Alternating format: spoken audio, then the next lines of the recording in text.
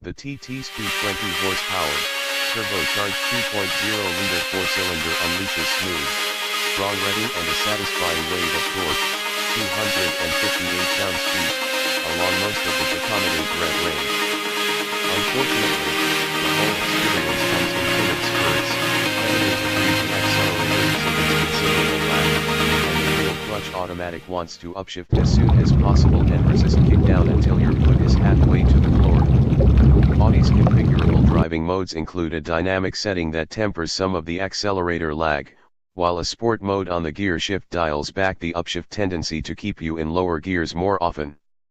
Call up dynamic and sport and the TT responds like a proper sports car, but that's a characteristic it should default to. For whatever reason, too many allegedly sporty cars introduce all kinds of lag in their standard drivetrain modes. Audi is as guilty as the rest. A manual transmission, which could minimize or perhaps eliminate these frustrations, remains unavailable. Audi says the TT Coupe hit 60 miles per hour in 5.3 seconds, 5.6 seconds for the Roadster, which rivals the prior Gen TT and outruns a few luxury rivals.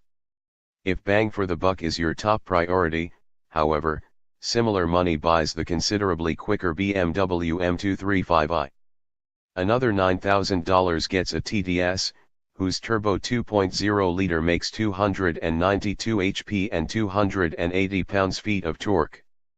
That's good for 0 to 60 mph sprints of 4.6 seconds, Audi says.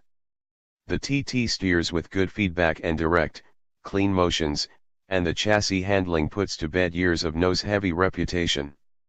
Audi roughly maintained the TT's spry curb weight. With the redesign, the coupe weighs less than 3,200 pounds and the standard all-wheel drive, Quattro, has a rear bias in dynamic mode.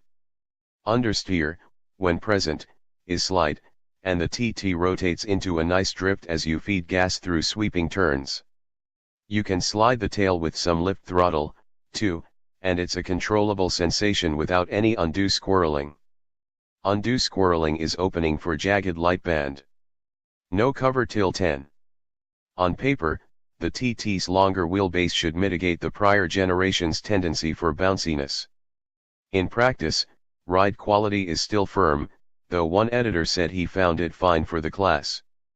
Undulating stretches of highway subject the cabin to slight but constant turbulence, with a lot of road and wind noise to boot. It's enough to drown out the TT's optional Bang & Olufsen premium stereo, which sounds unremarkable to start with, as B&O systems go. Our test car had optional 19-inch wheels, so it's possible the standard 18s and their higher profile tires soften things up. The 19s are the sole choice on the TDS, but it gets an adaptive suspension, versus the TT's fixed setup.